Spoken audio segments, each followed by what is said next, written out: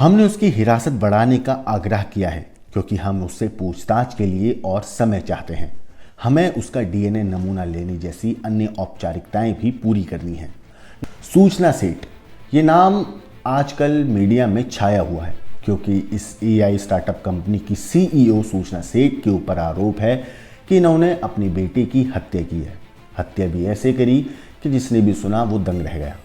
आरोप है कि महिला ने अपने बेटे की हत्या करने के बाद उसकी लाश को बैग में भरकर गोवा से कर्नाटक लेके जा रही थी। हालांकि रास्ते में पुलिस ने उन्हें गिरफ्तार कर लिया। आर्टिफिशियल इंटेलिजेंस स्टार्टअप कंपनी की सीईओ सूचना सेठ के ऊपर आरोप है कि उन्होंने 6 तारीख को गोवा पहुंचती हैं और 7 तारीख की दरमियानी रात में अपने बेटे की हत्या कर देती हैं। इसके बाद 8 तारीख को ये गोवा से निकलती हैं। तकरीबन 12:30 बजे एक टैक्सी करती हैं प्राइवेट और उसके अंदर अकेले जाती हैं। अगले दिन जब होटल का स्टाफ पहुंचता है तो कमरे में खून कुछ धब्बे मिलते हैं, जिसके बाद होटल के स्टाफ को शक होता है और इस बारे में जानकारी वो पुलिस को देते हैं। पुलिस ड्राइवर को कॉल करती है, ड्राइवर से पूछती है कि क्या मैडम के साथ कोई बच्चा भी है, लेकिन पता चलता है कि मैडम तो अकेली हैं। अब जब मोहतरमा से पुलिस पूछताछ करती है, फ़ोन पर पूछती है कि आपका बेटा कहाँ है, तो महिला पुलिस को झांसा देने के लिए कहती हैं कि बेटा उनका एक रिश्तेदार के पास है। पुलिस उस एड्रेस पर अपनी एक टीम भेजती है जो एड्रेस महिला ने बताया था। अब वहाँ जाते हैं तो पता चलता है एड्रेस नकली है। उसके बाद महिला से फिर से दोबारा पूछताछ के लिए पुलिस अब उसे वापस गोवा लाना चाहती थी, लेकिन पुलिस ने क्या किया, थोड़ा अपना दिमाग दौड़ाया और सबसे पहले ड्राइवर से कोंकणी भाषा में बात करी और बताया कि जैसे ही तुम्हारे आसपास कोई नज़दीकी पुलिस स्टेशन दिखे फ़ौरन गाड़ी वहाँ ले जाना और हमारी बात पुलिस से करा देना। ड्राइवर भी होशियार था। ड्राइवर किसी तरीके से चित्रकूट इलाके के एक पुलिस स्टेशन जिसका नाम आईमंगला था, वहाँ पे जाके गाड़ी रोकता है थाने में और सीधा जाके पुलिस स्टेशन में खड़े पुलिस वाले से गोवा पुलिस की बात करा देता है। जिसके बाद गोवा पुलिस रिक्वेस्ट करती है कर्नाटक पुलिस से कि आप इन मैडम के बैग की तलाशी ले लीजिए। बहरहाल गाड़ी रुकती है, तलाशी ली जाती है, सामान हटाया जाता है तो उसके अंदर एक 4 साल के मासूम बच्चे की पुलिस को लाश मिलती है। जिसके बाद पुलिस सूचना सेठ को हिरासत में लेती है और गोवा पुलिस कर्नाटक पहुंचती है और उसके बाद महिला को अपने साथ वापस गोवा लेकर आ जाती है। जैसे ही यह खबर बाहर आई तो हर जगह तहलका मच गया कि एक माँ ने अपने बेटे की लाश को इस तरीके से क्यों लेके गई, एक माँ ने अपने बेटे का कत्ल क्यों किया। जांच हुई, पड़ताल हुई तो पता चला कि 2 कप सूरत की बोतलें भी उस कमरे से मिली हैं और पड़ताल हुई तो पता चला महिला का अपने पति से अनबन चलती है। महिला का अपने पति से काफ़ी दिनों से विवाद चल रहा है और महिला अपने पति से अलग रह रही है। साल 2009 में शादी होती है। इतना ही नहीं, तकरीबन 9 साल तक ये साथ रहते हैं। उसके बाद 2019 में बेटा होता है। बेटे होने के बाद दोनों पति पत्नी में झगड़े बढ़ने लगते हैं। झगड़े भी ऐसे बढ़ते हैं कि 2020 में दोनों अलग हो जाते हैं और तलाक की अर्जी पिछले साल यानी कि दिसंबर के महीने के आसपास ये अर्जी डाल दी जाती है। फिलहाल तलाक की तो अर्जी चल रही है, लेकिन बेटे के ऊपर और जो महिला है उसने अपने पति के ऊपर कई आरोप लगाए, जैसे मारपीट हुआ, घरेलू हिंसा हुई, अलग अलग मामले उसने अपनी अलग अलग आरोप लगा के पति के ऊपर केस कर दिया। हालांकि बाद में अदालत ने उनके जो पति है उनको ये थोड़ा सा छूट दी कि वो हफ्ते में एक बार अपने संडे टू संडे अपने बेटे से मिल सकते हैं। हालांकि 10 दिसंबर के बाद ये शख्स जो है, जिनका नाम वेंकट है, वो अपने बेटे से नहीं मिले थे। अब 5 हफ्ते हो चुके थे। जो महिला है उन्होंने अपने पति से बेटे को मिलने दिया नहीं था।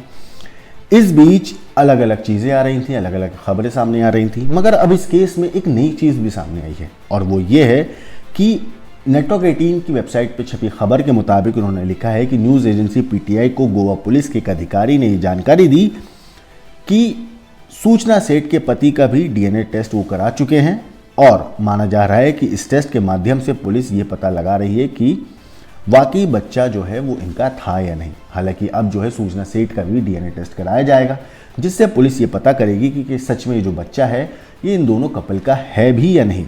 क्योंकि पुलिस भी इस बात से हैरान है कि कैसे कोई माँ इतने निर्मम तरीके से इस तरह बेटे की हत्या जैसी घिनौनी और ख़तरनाक और दिल को कचोटने वाली वारदात को अंजाम दे सकती है। इस मामले पर मीडिया रिपोर्ट्स में कहा जा रहा है कि इस मामले पर पुलिस के एक वरिष्ठ अधिकारी ने कहा है कि आरोपी महिला जांचकर्ताओं के साथ सहयोग नहीं कर रही है और ये भी कहा है अधिकारियों ने कि हमने उसकी हिरासत बढ़ाने का आग्रह किया है क्योंकि हम उससे पूछताछ के लिए और समय चाहते हैं। हमें उसका डीएनए नमूना लेने जैसे अन्य औपचारिकताएं भी पूरी करनी है। अब इस मामले में एक नई चीज़ भी सामने आई है और वो ये है कि सूचना सेठ बेटे की हत्या से पहले गोवा गई थी। यानी कि सूचना जो है 6 तारीख को नहीं, उससे पहले भी वो गोवा जा चुकी थी, कुछ दिन पहले ही। दरअसल सूचना एक 5 स्टार होटल में 5 दिनों तक ठहरी भी थी।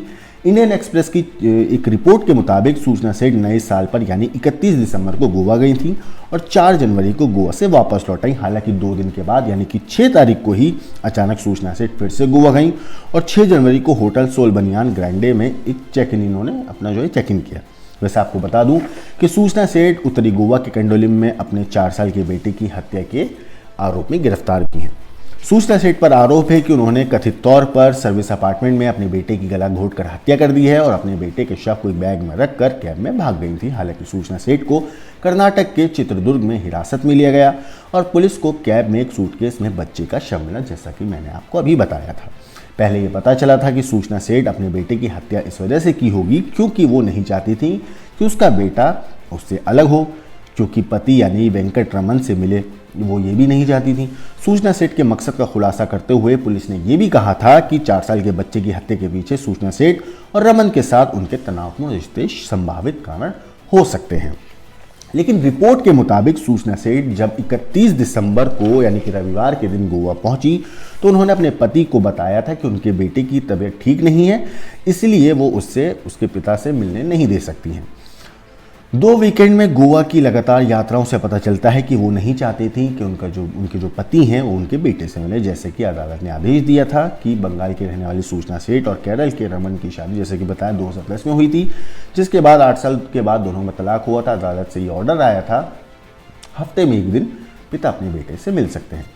हालांकि पिता के जो वकील हैं उन्होंने ये चीज़ बताई थी कि 7 तारीख से 1 दिन पहले 6 तारीख को सूचना ने अपने पति वेंकट को मैसेज किया था और कहा था कि आप अगले दिन आके बेटे से मिल सकते हो। उन्होंने सदाशिवराव नाम की एक जो जगह थी वहाँ पे उन्हें मिलने के लिए बुलाया था। हालांकि वेंकट तो वहाँ 10 बजे पहुँच गए थे, लेकिन 11 बजे तक पत्नी जो है उनकी नहीं पहुँची थी, यानी कि सूचना से। इसके बाद उन्होंने कुछ मैसेज किए, मैसेज का रिप्लाई नहीं आया। फिर उन्होंने अपने वकील से पूछा, वकील ने कहा आप एक काम करो, आप मेल भी कर दो। तो इन्होंने 2 मेल भी किए, उसका भी जवाब मिला। जिसके बाद 11 बजे तक वो वापस आ चुके थे और शाम को अपने काम पर निकल गए थे।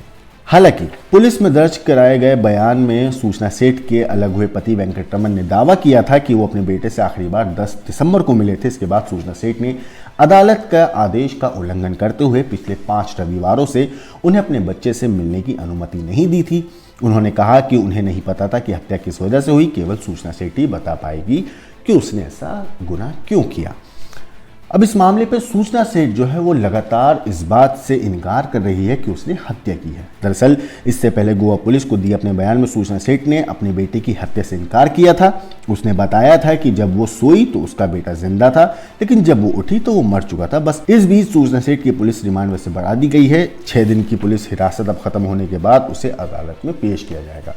19 तारीख तक उनका है। हालांकि जो सूचना के वकील हैं उनका ये कहना है कि उन्होंने रिमांड बढ़ा दी गई है। हालांकि अभी तक कोई भी पुलिस को ऐसा हथियार या क्यों यूँ कहूँ कि जो क्राइम सीन पे मिलने वाला जो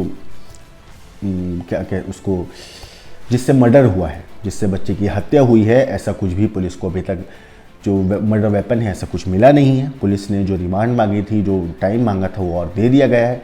पुलिस पूछताछ कर रही है। हालांकि पुलिस का यही मानना है कि सूचना सेठ जो है वो लगातार बातों को घुमा रही है। पुलिस ने उसका साइकोलॉजिकल मनोवैज्ञानिक टेस्ट भी कराया है।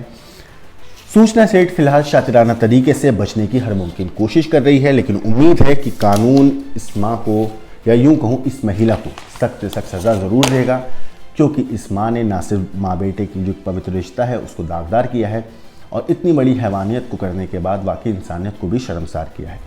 फिलहाल इस मामले में जो भी अपडेट आएगी हम आपको ज़रूर बताएंगे, लेकिन देश और दुनिया की क्राइम की खबरों के लिए देखते रहिए